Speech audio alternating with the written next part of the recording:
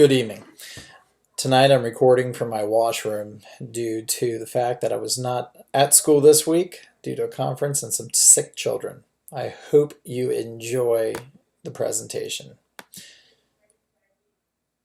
Engaging ELL families. So the first thing we have to remember when we talk about ELL students is that there's more to the picture than just the language. Language is a barrier, but just like the rest of our students, there are multi factors that influence a student's ability to learn, especially learning a second language, such as the student's home life and social stressors.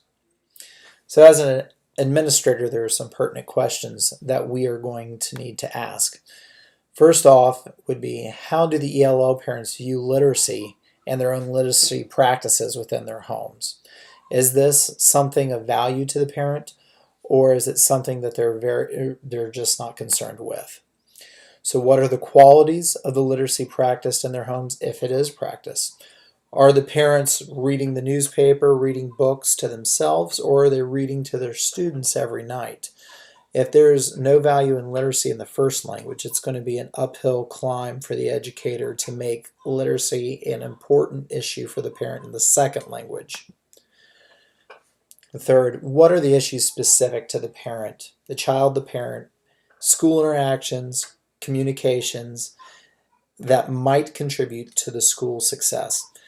Did this parent have a positive or negative experience in school growing up? Are the students' basic needs being met when they go home? What are the relationships that the parents have with the students right now? Are they positive or are they negative? So the way to find that out is by taking a few steps. First, there needs to be a reach out to the families. I like to partner food with translators. We need the support from our translators within the district to make sure that communication is clear between the two parties. This reach out has to be personal. This cannot be just a phone call to gather data. Parents must come in, meet the administrators and teachers face to face. So the food works as a nice enticement.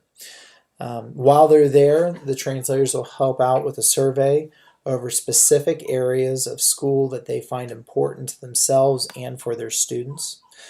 There must be follow-up meetings, and that does not mean that it's once a quarter. These need to be regular.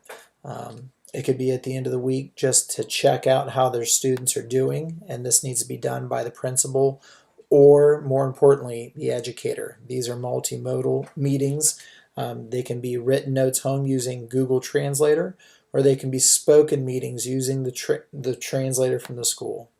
Data collected would be survey data and being compared from the beginning and ending of the year from the parents' perceived value of the school, and student data being compared from the beginning and end of the year, comparing SLO and AIMSweb scores. And reference tonight was Pan Furov, Increasing ELL Parental Involvement in Our Schools.